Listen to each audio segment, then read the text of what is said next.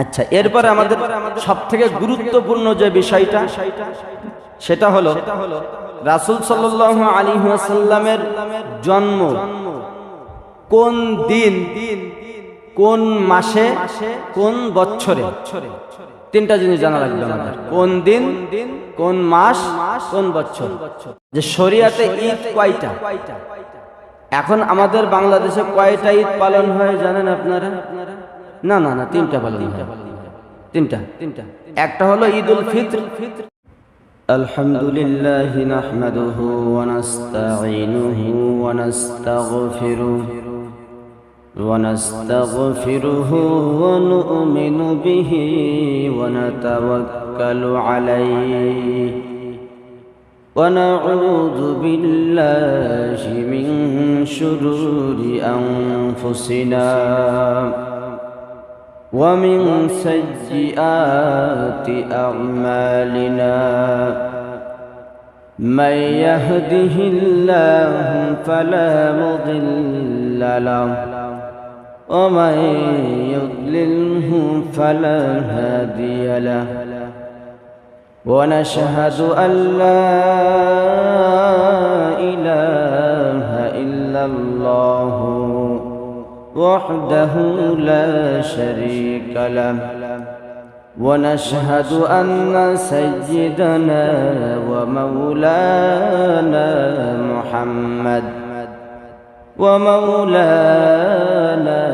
محمدا عبده ورسوله الذي أرسله الله تعالى بالحق بشيرا ونذيرا وداعيا إلى الله بإذنه وسراجا منيرا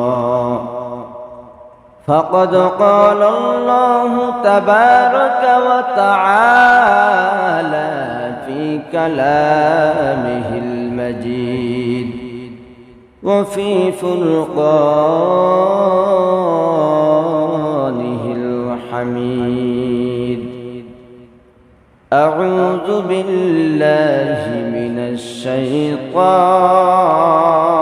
الشيطان الرجيم بسم الله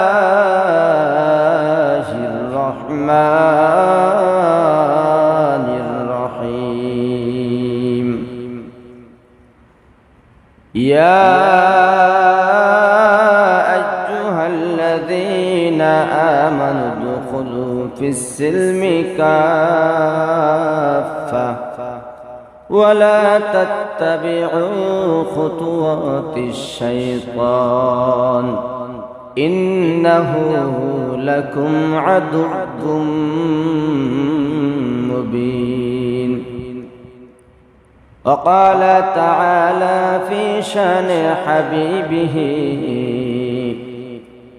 إن الله وملائكته يصلون على النبي يا أيها الذين آمنوا صلوا عليه وسلموا تسليما اللهم صل على محمد وعلى آل محمد كما صليت على إبراهيم وعلى آل إبراهيم إنك حميد مجيد اللهم بارك على محمد وعلى آل محمد كما باركت على إبراهيم وعلى آل إبراهيم إنك حميد مجيد سبحانك لا علم لنا إلا ما علمتنا إنك أنت العليم الحكيم হাকীম। আলহামদুলিল্লাহ, মহান রব্বুল আলামিনের দরবারে কোটি কোটি শুকরিয়া যে রব্বুল ইজ্জত আমাদেরকে প্রতি জুমার ন্যায় আজও রবিউল আউয়াল মাসের প্রথম জুমায় আমাদেরকে আল্লাহ তাআলার মহান হুকুম জুমার 2 রাকাত নামাজকে আদায় করার জন্য মহল্লার মধ্যে থেকে সবার আগে আগে এসে মসজিদে উপস্থিত হওয়ার তৌফিক দান করেছেন। সেজন্য সেই প্রভুর দরবারে শুকরিয়া আদায় করি।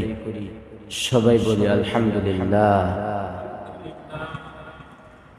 আজ রবিউল আউয়াল মাসের প্রথম জুমা। শুধু বাংলাদেশ নয়, পৃথিবীর বিভিন্ন দেশে রবিউল আউয়াল মাসকে কেন্দ্র করে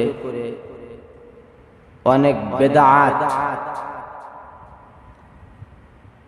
শরিয়াত বিরোধী অনেক কার্যক্রম সংঘটিত হয়। এই জন্য এই রবিউল আউয়াল মাসে যে ধরনের ভুল হয়ে থাকে সাধারণত, আমরা এই ভুলগুলো থেকে বাঁচার জন্য আর এর বাস্তবতা কি, রবিউল আউয়াল মাসে আল্লাহ রাসূল সাল্লাল্লাহু আলাইহি ওয়াসাল্লামের জন্ম, এই জাতীয় কিছু বিষয় রয়েছে। আমরা আজ কয়েকটি বিষয় আলোচনা করব ইনশাআল্লাহ। আমরা সর্বপ্রথম আলোচনা করব 1 নম্বরে এই যে ঈদ এ মিলাদুন নবী আমরা বলি, এই ঈদ শব্দের অর্থ কি? ঈদ সম্পর্কে কুরআন অথবা হাদিসের মধ্যে কোনো আলোচনা আছে কিনা, 1 নম্বরে। 2 নম্বরে আমরা আলোচনা করব শরিয়াতে, ইসলামী শরিয়াতে ঈদ কয়টা, ইসলামী শরিয়াতে ঈদ কয়টি, সেটা কুরআন হাদিসের আলোকে ইনশাআল্লাহ সমাধান করব। 3 নম্বরে আমরা আলোচনা করব ঈদ এ মিলাদুন নবী এর প্রকৃত অর্থ কি। 4 নম্বরে আমরা আলোচনা করব রাসূলুল্লাহ সাল্লাল্লাহু আলাইহি ওয়াসাল্লামের জন্ম কোন দিন অর্থাৎ কি বারে, কোন মাসে অর্থাৎ কি মাসে, আর কোন বছরে, এ বিষয়ে আলোচনা করব। 5 নম্বরে আমরা আলোচনা করব ঈদে মিলাদুন নবী কখন থেকে, কোথা থেকে, আর কে বা কারা শুরু করেছে। 6 নম্বরে আমরা আলোচনা করব ঈদে মিলাদুন নবী এর প্রচলিত যে দিনটা নির্ধারণ করা আছে সমাজে, যেই দিনটাকে ঈদে মিলাদুন নবী বলে মনে করা হয়, যদি কিছুক্ষণের জন্য সেটাকে মেনে নেওয়া হয় তাহলে সেটা কি লাভ নাকি ক্ষতি। 8 নম্বরে আমরা আলোচনা করব যারা শরিয়াত এর মাঝে নতুন কোনো বিষয় তৈরি করে, এ বিষয়ে কুরআন হাদিসে তাদের বিধান কি। আলোচনা খুবই গুরুত্বপূর্ণ, আর আমরা এটা অবশ্যই মনোযোগ দিয়ে শোনার চেষ্টা করব, যাতে করে বিভ্রান্তিগুলো আমাদের মাঝ থেকেও দূর হয়ে যায়, আর যাতে করে এই সমাজে যদি কোথাও কোনো জায়গায় এ জাতীয় বিভ্রান্তিমূলক আমল হয় সেখানেও আমরা তাদেরকে বিষয়টা ভালো করে বোঝাতে পারি। এজন্য আমাদের খুব মনোযোগ দিয়ে শোনা উচিত। যতদিন আল্লাহ তাআলা জীবিত রাখবে আমাদেরকে, ততদিন প্রতিটা বছরে রবিউল আউয়াল মাস একবার করে আসবে। প্রতি বছরে যাতে করে আমাদের এই রবিউল আউয়াল মাসের এই বিষয়টা আলোচনা করার প্রয়োজন না হয়, এতটুকু অবশ্যই মনোযোগ দিয়ে আমাদের শুনতে হবে। 1 নম্বরে আমরা আলোচনা করব ঈদ এ মিলাদুন নবী আমরা বলি, এই ঈদ শব্দটা কোরআনের কোন জায়গায় আছে কিনা। তো সূরা মাইদার 114 নম্বর আয়াত, সূরা মাইদার 114 নম্বর আয়াত, এই আয়াতের মধ্যে আল্লাহ পাক রব্বুল আলামিন এই ঈদ শব্দটা আলোচনা করেছেন। এখানে 112 এবং 13 এবং 14 এই 3টা আয়াতের সংক্ষিপ্ত তর্জমা করব, তাহলে মোটামুটি বুঝতে পারবো আমরা। أعوذ بالله من الشيطان الرجيم إذ قال الحواريون يا عيسى ابن مريم هل يستطيع ربك أن ينزل علينا مائدة من السماء হযরতে ঈসা আলাইহিস সালাম তার যে অনুসারীরা ছিল, তার যে উম্মতেরা ছিল, তারা ঈসা আলাইহিস সালামকে বললেন, ইয়া ঈসা ইবনে মারইয়াম হাল ইয়াস্তাতিউ রাব্বুকা আইয়ুনাজ্জিলা আলাইনা মাইদাতাম মিনাস সামা, হে ঈসা তোমার রব তিনি কি আসমান থেকে আমাদের জন্য খাবার ভর্তি দস্তরখান আমাদের জন্য পাঠাইতে পারে কি? ঈসা আলাইহিস সালাম বললেন, ক্বালাত্তাকুল্লাহ, তোমরা আল্লাহকে ভয় করো, ইন কুনতুম মুমিনিন, যদি তোমরা মুমিন হয়ে থাকো। পরবর্তীতে তার অনুসারীরা পুনরায় বললেন, ক্বালু নুরিদু আন নাকুলা মিনহা ওয়া তাতমাইন্না কুলুবুনা ওয়া না'লামা আন ক্বাদ সাদাকতানা ওয়া নাকুনা আলাইহা মিনাশ শাহিদিন। তারা বলল, আমাদের আশা হলো যে তোমার রব আসমান থেকে দস্তরখান ভর্তি খাবার পাঠাবে আর সেটা আমরা তৃপ্তি সহকারে খাবো এবং আমরা বুঝতে পারবো এবং মেনে নেব যে তুমি যে কথাগুলো আমাদেরকে বলো এটা সত্য। ওয়া নাকুনা আলাইহা মিনাশ শাহিদিন, আর আমরা অবশ্যই এই ব্যাপারে সাক্ষী হব। এরপরে হযরত ঈসা আলাইহিস সালাম বললেন, ক্বালা ঈসা ইবনে মারইয়াম আল্লাহুম্মা রাব্বানা আনজিল আলাইনা মাইদাতাম মিনাস সামা তাকুনু লানা ঈদান লিআওয়ালিনা ওয়া আখিরিনা ওয়া আয়াতাম মিনক। ঈসা আলাইহিস সালাম বললেন বলতে আল্লাহ তাআলার কাছে দোয়া করলেন, আল্লাহুম্মা রাব্বানা আনজিল আলাইনা মাইদাতাম মিনাস সামা, হে আল্লাহ আপনি আসমান থেকে দস্তরখান ভর্তি খাবার পাঠান, তাকুনু লানা ঈদাল লিআওয়ালিনা ওয়া আখিরিনা, তাহলে এই যে আসমান থেকে দস্তরখান ভর্তি খাবার যেই দিন পাঠানো হবে সেই দিনটা, এই যে ঈদ, তাকুনু লানা ঈদান এখানে আসছে ঈদাল লিআওয়ালিনা ওয়া আখিরিনা, যে পরবর্তী আর পূর্ববর্তী যারা আছে তারা এই দিনটাকে আমরা উৎসবের দিন হিসেবে উৎসব করব। ও আয়াতাম মিনক, আর এটা তোমার পক্ষ থেকে একটা নিদর্শন, এটাও হবে। ওয়ারযুকনা ওয়া আনতা খায়রুর রাযিকিন, ওয়ারযুকনা ওয়া আনতা খায়রুর রাযিকিন, আর আপনি অবশ্যই উত্তম রিজিক দাতা। এর মধ্যে থেকে আমরা এখান থেকে জানলাম যে ঈদ শব্দের একটা অর্থ হলো উৎসব পালন করা, খুশি পালন করা, খুশি। ঈদ অর্থ কি দাঁড়ালো? কি? খুশি। আর এটা কোরআনের মধ্যে থেকে আমরা জানলাম। এরপরে আমাদের আরো গুরুত্বপূর্ণ বিষয় জানা রয়েছে, সেটা হলো যে শরিয়াতে ঈদ কয়টা। এখন আমাদের বাংলাদেশে কয়টা ঈদ পালন হয় জানেন আপনারা? না, তিনটা পালন হয়। তিনটা। একটা হলো ঈদুল ফিতর, একটা হলো ঈদুল আজহা, আর একটা হলো রবিউল আউয়াল মাসের ঈদ, যেটাকে বলে ঈদে মিলাদুন্নবী। হ্যাঁ না, তিনটা ঈদ পালন হয়। এখন আমরা দেখব যে আসলে কি শরিয়াতে তিনটা ঈদ নাকি কম নাকি আরো বেশি। দেখিয়ে প্রসঙ্গে আমি আপনাদের সামনে আলোচনা করব তিনটা হাদিস।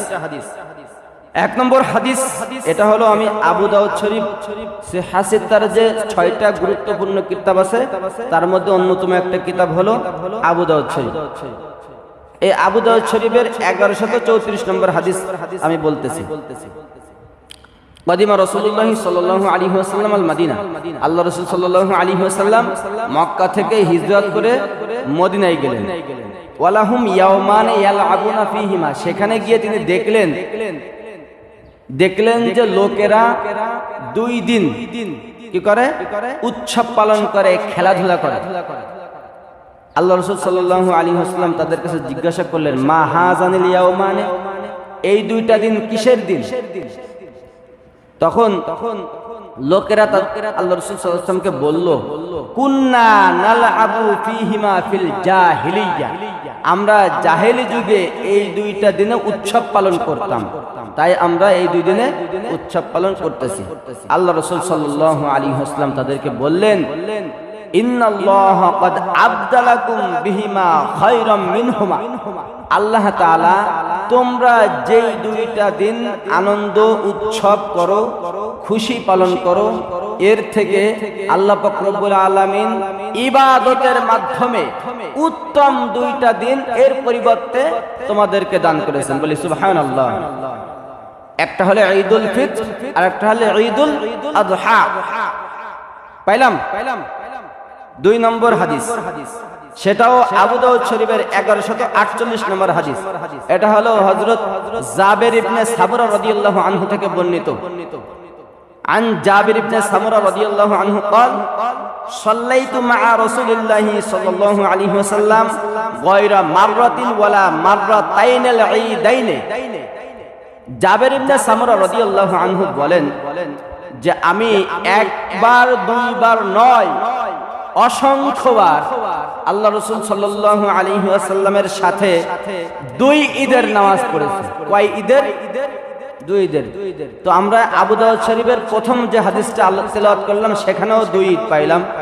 আবু দাউদ শরীফের আরো একটা হাদিস তেলাওয়াত করলাম, সেখানেও 2 ঈদ পাইলাম। এখন বুখারী শরীফের আরো একটা হাদিস আলোচনা করব। বুখারী শরীফের 963 নম্বর হাদিস। عن عبد الله بن عمر كان رسول الله صلى الله عليه وسلم وأبو بكر وعمر يصلون العيدين قبل الخطبة। এই আব্দুল্লাহ ইবনে উমর রাদিয়াল্লাহু আনহুমা তিনি বলেন যে আল্লাহ রাসূল সাল্লাল্লাহু আলাইহি ওয়াসাল্লাম এবং আবু বকর এবং উমর কয়জন? 3 জন। এই 3 জন ব্যক্তি 2 ঈদের নামাজ খুতবার পূর্বে পড়তেন। কি বললাম? 2 ঈদের নামাজ খুতবার পূর্বে পড়তেন। ঈদের নামাজের খুতবা নামাজের পরে হয় না? তাহলে কথাটা ঠিক আছে যে 2 ঈদের নামাজ তারা পড়তেন কিভাবে? খুতবার আগে। কথা বুঝতেছেন না?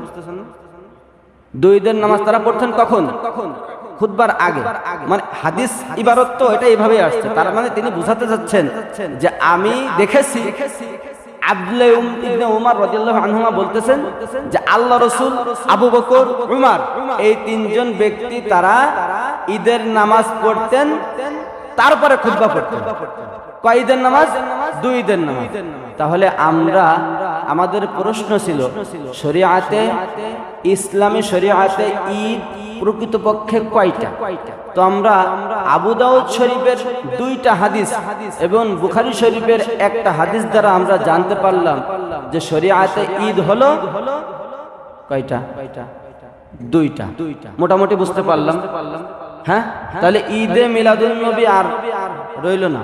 মিলাদুন নবী রইল, কিন্তু ঈদে মিলাদুন নবী আর বাকি থাকলো না। কথাকে বুঝতেছেন? হ্যাঁ, মিলাদুন নবী আছে, কিন্তু ঈদে মিলাদুন নবী আর এই হাদিস পর্যন্ত আমরা জানলাম যে মিলাদুন নবীর সাথে ঈদ শব্দ আর বাকি থাকলো না, ওটা নষ্ট হয়ে গেল, ভ্যানিশ হয়ে গেল। এরপর আমাদের 3 নম্বর আলোচনা হলো যে ঈদে মিলাদুন নবী এইটার শাব্দিক অর্থ কি? ঈদ মানে তো খুশি, তা আমরা জানলাম। মিলাদ মানে হলো জন্ম, নবীর না। মিলাদ মানে কি? কথা বলেন? মিলাদ মানে জন্ম, আর নবী মানে তো নবী। তো ঈদে মিলাদুন নবী এর পরিপূর্ণ অর্থ দাঁড়াচ্ছে আল্লাহ রাসূল সাল্লাল্লাহু আলাইহি ওয়াসাল্লামের জন্মের খুশি। আচ্ছা, এরপরে আমাদের সবথেকে গুরুত্বপূর্ণ যে বিষয়টা সেটা হলো রাসূল সাল্লাল্লাহু আলাইহি ওয়াসাল্লামের জন্ম কোন দিন, কোন মাসে, কোন বছরে। 3টা জিনিস জানা লাগবে আমাদের। কোন দিন, কোন মাস, কোন বছর। তবে বছর নিয়ে কোনো কারোর আপত্তি নেই। কারণ হলো ঐতিহাসিক একটা ঘটনা। যেই বছরে হস্তি বাহিনী মক্কা অর্থাৎ কাবা ঘর ধ্বংস করার জন্য এসেছিল, সেই বছরে আল্লাহ রাসূল সাল্লাল্লাহু আলাইহি ওয়াসাল্লামের জন্ম, আর সেটা হলো 570 খ্রিস্টাব্দে। সুতরাং জন্মের বছর নিয়ে কারোর কোনো আপত্তি নেই। রইল মাস আর হলো দিন। তো হাদিস থেকে মোটামুটি জানা যায় যে আল্লাহ রাসূল সাল্লাল্লাহু আলাইহি ওয়াসাল্লামের জন্ম হলো সোমবারে।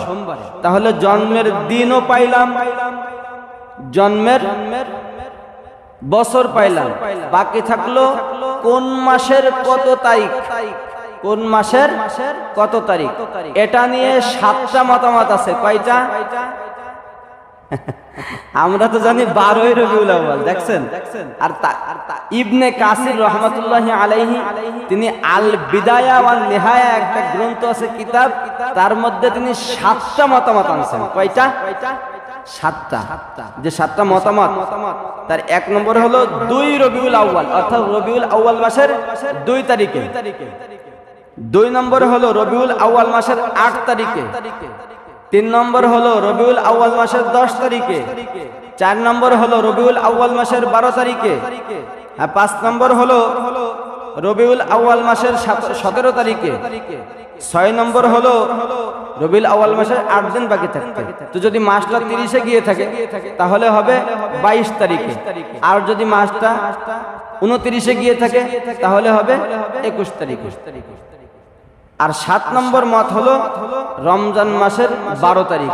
তাহলে এই 7টা মত, এর মধ্যে থেকে ইবনে কাসির রাহমাতুল্লাহি আলাইহি তিনি 2 তারিখ, 8 তারিখ আর 12 তারিখ এই 3টা তিনি গ্রহণ করেছেন, আর বাকিগুলো দুর্বলতার কারণে তিনি ওগুলাকে বাদ দিয়েছেন। এখন আমরা এই 3টে তারিখ নিয়ে এর মধ্যে থেকে আমরা দেখব যে এই 3টা তারিখের মধ্যে কোন তারিখটা সঠিক। 2 তারিখের ব্যাপারে যিনি মতামত দিয়েছেন তার ব্যাপারে উলামায়ে কিরাম, 2 তারিখ বলতে রবিউল আউয়াল মাসের যে 2 তারিখ, এই 2 তারিখ নিয়ে উলামায়ে কিরাম, হাদিস বিশারদ যারা মুহাদ্দিসিনে কিরাম, তারা যখন এটা নিয়ে তাহকিক করছেন, দেখছেন যে এই মতামতটা যিনি দিয়েছে সেই ব্যক্তি নিজেই বিশ্বাসযোগ্য না, সুতরাং তার মতামতটা গ্রহণ করা যাচ্ছে না। 2 তারিখ বাদ গেল, রইল 8 তারিখ। 8 তারিখের ব্যাপারে আলোচনা হয়েছে। উলামায়ে কিরাম মোটামুটি একটা সিদ্ধান্ত নিচ্ছে যে খুব সম্ভব এই 8 তারিখেই আল্লাহ রাসূলের জন্ম। আর 12 তারিখের ব্যাপারে আলোচনা হয়েছে যে 12ই রবিউল আউয়াল এটা প্রসিদ্ধ কিন্তু বিশুদ্ধ না। 12ই রবিউল আউয়াল এটা প্রসিদ্ধ মানে প্রচলিত আছে, সবাই মনে করে, কিন্তু এটা কিনা বিশুদ্ধ না। আচ্ছা, তো বছর নিয়ে কোনো আপত্তি নেই, দিন নিয়ে কোনো আপত্তি নেই। তো মোটামুটি এইটুকু আলোচনার মধ্যে আমরা একটা জিনিস জানলাম, যে আমরা জানতাম হলো আল্লাহ রাসূলের জন্ম 12ই রবিউল আউয়াল সোমবারে। তো এখন আমরা মোটামুটি হাদিস এর মাধ্যমে জানতে পারলাম যে 12ই রবিউল আউয়াল নয়, বরং আল্লাহ রাসূলের জন্ম 8ই রবিউল আউয়াল। এরপরে কিছু কথা থাকে, সেটা হলো এই যে 12ই রবিউল আউয়াল এই দিনটা যদি আমরা মেনে নেই কিছুক্ষণের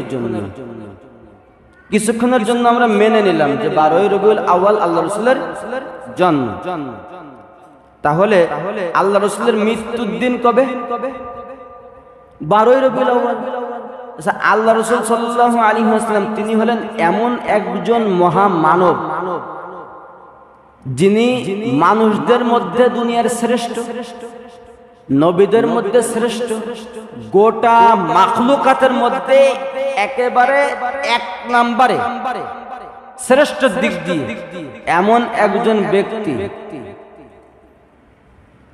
এই ব্যক্তি যেদিন মারা গেলেন সেই দিনের ওই দিনের পরিস্থিতি তো কাউকে বোঝানো সম্ভব না। এরকম একজন ব্যক্তি যিনি দুনিয়ার থেকে বিদায় নিলেন। আচ্ছা, তার ব্যাপারটা একটু কিছুক্ষণের জন্য রেখে দিন। মনে করেন যে আমার বাবা অথবা আপনার বাবা, তিনি যেই দিনে জন্ম সেই দিনেই তার মৃত্যু, একই দিন। তো তিনি মারা গেলেন। মারা যাওয়ার পর আপনি আপনার বাবাকে ভালোবাসেন, খুব বেশি ভালোবাসতেন। তো সেই জন্য কি আপনি আপনার বাবার মৃত্যু দিনে আপনি কি এটা করবেন, আনন্দ ফুর্তি করবেন নাকি শোক প্রকাশ করবেন? কি করবেন আপনি? হ্যাঁ, তাই না কথা? তাহলে আমরা কত বড় বোকা, যেই দিন আল্লাহ রসুলের জন্ম এটা নির্ধারণ করা মুশকিল। কারণ হলো আল্লাহ রসুল যখন দুনিয়াতে আসে তখন ওই দুনিয়ার ওই সময়ের যে পরিস্থিতি ছিল জাহেলি যুগ, তারা কি কেউ জানতো নাকি যে এই যে আজ সকালে যার জন্ম হলো সে আখেরে জামানার নবী? সাথে সাথে ওই ইতিহাসবিদ যারা আছে তারা গিয়ে লিখে নেবে তোমার জন্ম তারিখটা আমরা লিখে নেই, সময় সবকিছু লিখে রাখি, এরকম জানতো না কি কেউ? সুতরাং জন্মের তারিখ নিয়ে বিভিন্ন মতামত রয়েছে, কিন্তু মৃত্যু দিন মৃত্যুক্ষণ নিয়ে কারোর কোনো দ্বিমত নাই। তো এটা নিশ্চিত যে 12ই রবিউল আউয়াল আল্লাহ রাসূল ইন্তেকাল করেছেন। তাহলে আমরা কিরকম আশিকে রাসূল যে জানতেছি এই দিন আল্লাহ রাসূলের মৃত্যু হয়েছে, আর জন্মের ব্যাপারে কোনো নিশ্চয়তা নেই, তারপরেও আমরা জন্মের খুশি পালন করতেছি শোক পালনকে বাদ দিয়ে। ওই দিন তো আমাদের আরো বেশি ব্যথিত হওয়ার কথা যে আজ আল্লাহ রাসূল সাল্লাল্লাহু আলাইহি ওয়াসাল্লামের বিদায়ের দিন। এত বড় একজন ব্যক্তি, এত বড় একজন মহামানব, তো এটা হলো এক প্রকারের বোকামি। যদিও মনে করি যে আশিকে রাসূল আল্লাহ রাসূলের প্রতি ভালোবাসা, এটা তো ভালোবাসা না। তো এরপরে আমরা আর ছোট্ট একটা বিষয় জানবো, সেটা হলো ঈদে মিলাদুন নবী। এটা কি আল্লাহ রাসূল সাল্লাল্লাহু আলাইহি ওয়াসাল্লাম মারা যাওয়ার পর ওই সময় যে সাহাবারা ছিলেন তারাই পালন করতেন? এই যে 8ই রবিউল আউয়াল হোক অথবা 12ই রবিউল আউয়াল হোক, মানে আল্লাহ রাসূল যে মারা যাওয়ার পরেও অথবা আল্লাহ রাসূলের জীবদ্দশায় কি বাংলাতে বলে জন্মদিন, এই জন্মদিন কি ওই সময় পালন করতেন কি করতেন না? আর যদি ওই সময় না করতেন তাহলে কবে থেকে এটার সূচনা হলো এটা জানবো। আমরা জানলাম যে 604 হিজরি। কত হিজরি বাবা? 604 হিজরি। 604 হিজরি মানে আল্লাহ রাসূল দুনিয়া থেকে বিদায় নেওয়ার 594 বছর পর। আল্লাহ রাসূল দুনিয়া থেকে বিদায় নিলেন 10ম হিজরিতে, হ্যাঁ, আর 604 হিজরি তার মানে অনেক বছর পর, প্রায় 600 বছর, হ্যাঁ কি নেই? প্রায় 600 বছর পরে কোথায়? ইরাকে, তাও মদিনায় না, মক্কায়ও না। আল্লাহ রাসূল সাল্লাল্লাহু আলাইহি ওয়াসাল্লামের এই যে ঈদে মিলাদুন নবী এটা পালন করতেছে মদিনায়ও না, মক্কায়ও না। সাহাবায়ে কেরাম তো করেইনি, তাবেঈন যারা ইমামগণ যারা ছিলেন তারা কেউ এগুলো করেনি। অনেক পরে 500-600 বছর পরে 604 হিজরিতে ইরাকে বসুল নামক একটা শহর আছে। এই বসুল নামক শহরে ওই সময়ের একজন বাদশা ছিল, তার নাম ছিল আবু সাইদ মুজাফফর। কি নাম ছিল? আবু সাইদ মুজাফফর। এই আবু সাইদ মুজাফফর তিনি তার জামানায় একজন আলেম। এটা কিন্তু এই সমস্ত কাজ তো আলেমদের সহযোগিতা ছাড়া সম্ভব না, নাকি বলেন? সম্ভব কি না? এটা কোনো রকমের সম্ভব না। এখন সে সঠিক কাজ করুক আর ভুল কাজ করুক, এ জাতীয় বিষয় করতে গেলে অবশ্যই আলেমদের সহযোগিতা লাগবেই। তো তিনি একজন আলেমের সহযোগিতা নিলেন। সেই আলেমের নাম ছিল আবুল খাত্তাব ওমর ইবনে দিহিয়া। এই আবুল খাত্তাব ওমর ইবনে দিহিয়ার মাধ্যমে 604 হিজরিতে ইরাকের বসুল নামক শহরে তিনি এই কি করেন? এই ঈদে মিলাদুন নবী সূচনা করেন। সেই থেকে নিয়ে ভারত, পাকিস্তান, এমনকি বাংলাদেশে সব থেকে বেশি বাড়াবাড়ি এটা। অন্য দেশের মানুষ এত করে না, ভারতে কিছু জায়গায় আছে খুব। তো এই হলো মোটামুটি ঈদে মিলাদুন নবীর সংক্ষিপ্ত আলোচনা। হ্যাঁ, এর মধ্যে আমাদের একটা বিষয় বাকি রয়েছে যে ঈদে মিলাদুন নবী এই জাতীয় শরীয়তের যে সমস্ত বিষয় যারা হলো তৈরি করে নতুন ভাবে, তাদের ব্যাপারে শরীয়তের কি বিধান। তো যারা তৈরি করে, যেটা তৈরি করে এটার বিধান কি? যে জিনিসটা নতুন ভাবে তৈরি করে এটাকে বলা হয় বিদআত। কি বলে? বিদআত। বিদআত কাকে বলে? বিদআত বলে শরীয়তের মধ্যে যদি ইবাদতের নামে সওয়াবের আশায় নতুন কিছু তৈরি করা হয়। শরীয়তের মধ্যে ইবাদতের নামে, শরীয়তের মধ্যে আবার নাম দিচ্ছি কি? ইবাদত। এই নামে আবার সেটা করবে কেন? সওয়াবের আশায়।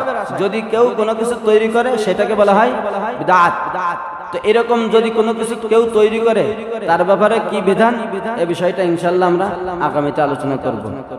আমরা ঈদে মিলাদুন্নবী সম্পর্কে সংক্ষিপ্তভাবে যা জানলাম শুনলাম, মোটামুটি বুঝে আসছে না? বুঝছেন তো মোটামুটি?